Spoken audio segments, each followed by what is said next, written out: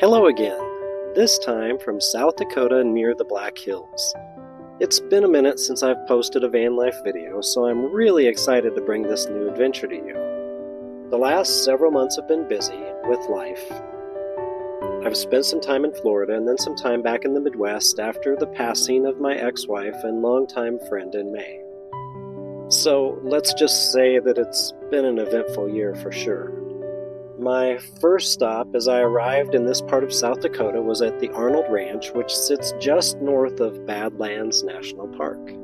The Arnold Ranch is a harvest host spot, and as I arrived after a long day of driving, I was met by Landon and guided into my parking spot for the night.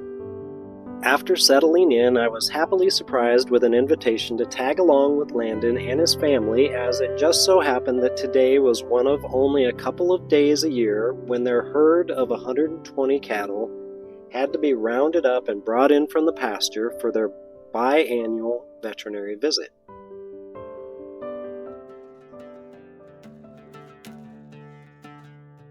I happily accepted the invitation, and a little while later I found myself driving through the pastures of this 2,500-acre ranch, watching Landon and his family drive the cattle in two groups towards the holding pens.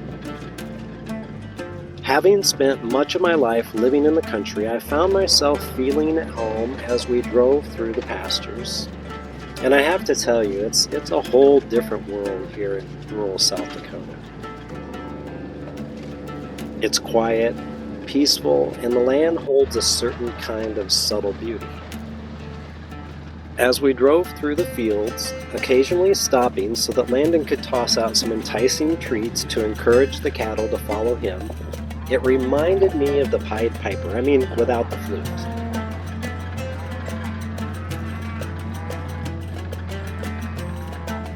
Now, I didn't taste the cow treats, but the cows themselves were obviously loving them, and they began a game of follow the leader as we led them slowly out of the pasture towards the holding area.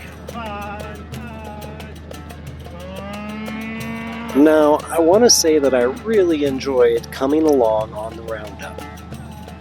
I loved watching the interaction between Landon and the cattle. And Landon's hospitality since arriving was nothing but exceptional. He made sure that I had everything I needed to have a successful night's stay, even providing me with an electric plug-in so that I could do a little work and still be charged up the next day for my next adventure in the Badlands, which would be completely remote. So let's sit back and watch Landon and his family as they move more than 100 head of cattle across the grasslands, like it was just another day on the ranch. Because it was. Welcome to South Dakota. Come on. They have bigger pastures, and they've been in these small pastures for 10 days, and they want big pastures.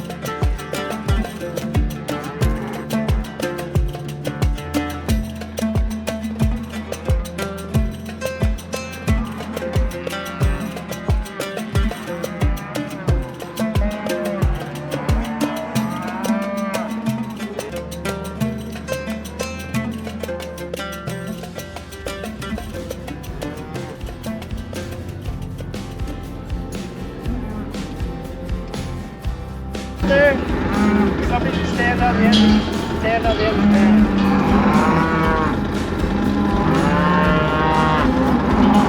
Cannot take yours back.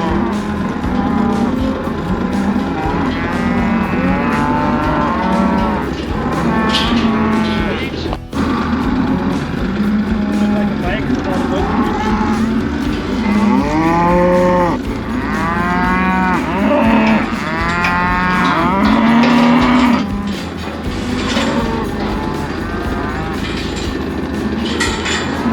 So Landon, what's your favorite part about being a rancher?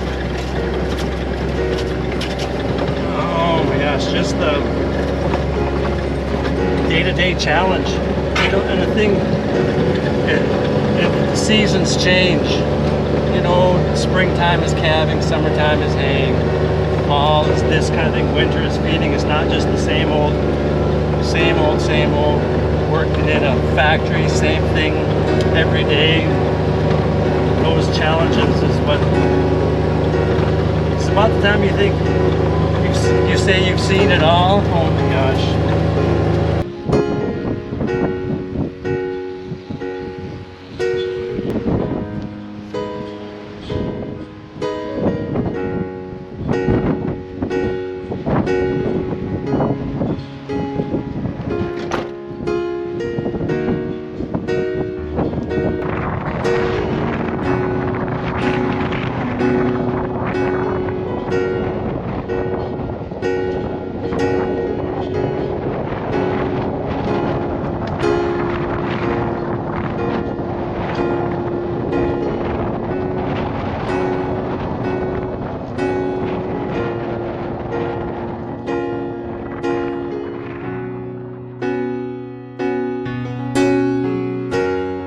And just like that, another adventure on the books.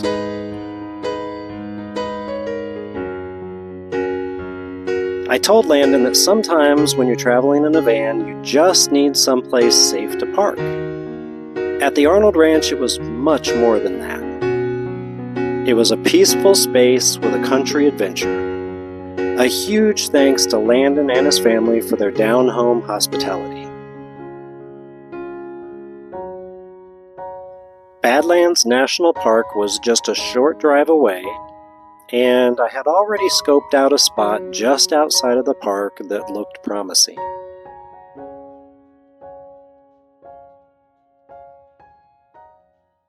When you're traveling in a van, every day is a new adventure. This adventure, like so many, started on a gravel road. The road twisted and turned, and the scenery felt like something out of a Wild West movie. And there's no way that you can convince me that this place at one time or another wasn't the resting spot for Native Americans or traveling cowboys. You could just feel it in the air. The environment here is rugged and dry. To me, it's like a high desert. There were hardly any trees in the area, and there were definitely very few people. But there was something else. There was peace, and a deep quiet only interrupted by the occasional sound of the wind as it blew through the prairie grasses. I dared not adventure further down the road because just past my campsite, there was a dip in the road as it crossed a stream bed. The portion of the road crossing the stream was dry, but I wasn't exactly sure how the van would handle the dip. It probably would have been okay, but when you're alone deep in the middle of nowhere, you tend to take a few less chances, knowing that help may not appear over the horizon for hours or even sometimes days. So, I adventured with my drone on this afternoon, and then next day by taking a leisurely jog. But honestly, it was the peace and quiet that I was looking for, and that I definitely found.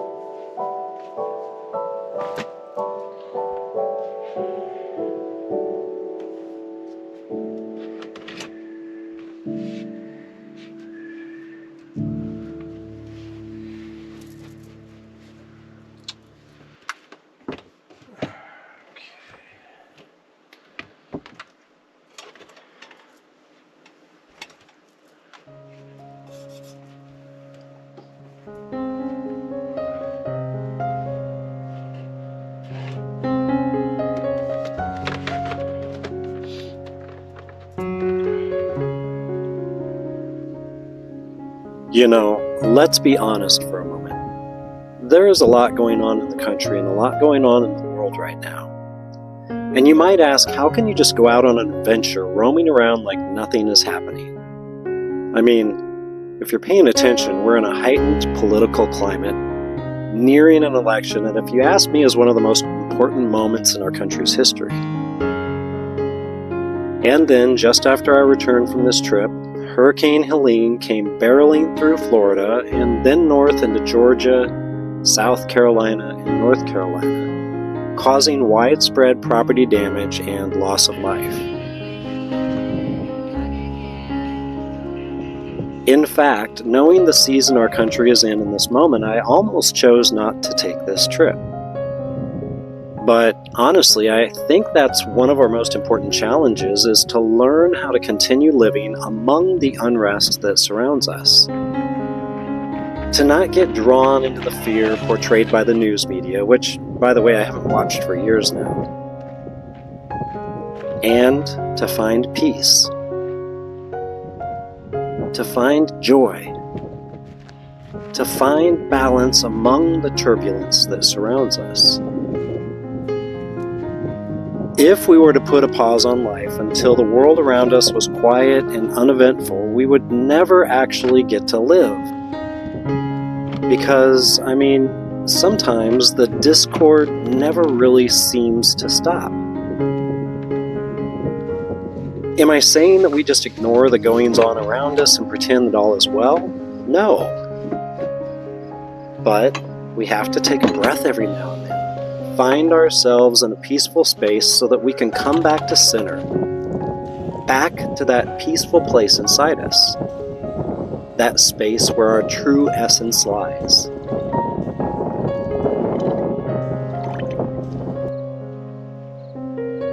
In reality, we choose how we perceive the world around us. We choose to get pulled into the quagmire that we are told is our reality. We can choose to be in fear. We can choose to be in a state of fight or flight, changing the way that we show up for ourselves and others based on these events that we see in our outer world. Or, conversely, we can choose to summon a smile even when there seems to be nothing to smile about.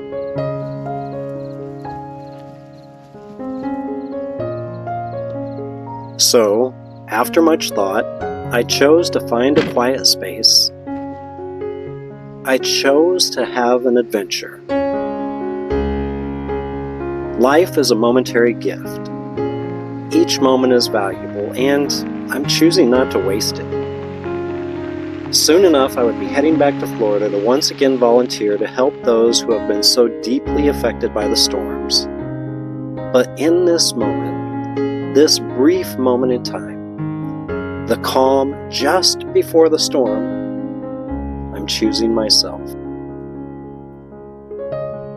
Thank you so much for watching this video, and I hope that somehow you too can find a quiet moment among the noise that surrounds you.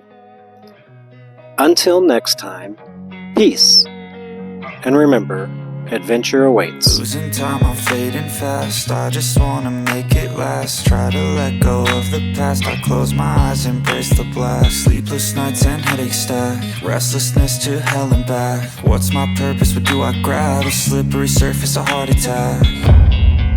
And sometimes you just gotta believe there's something that'll give you relief. There's something that'll have what you need, what you need. We're broken, it's tragic, we're not all elastic, but maybe there's magic, believe you could have it. And I know of sadness, the anxious and panic, the infinite vastness of all that is blackness.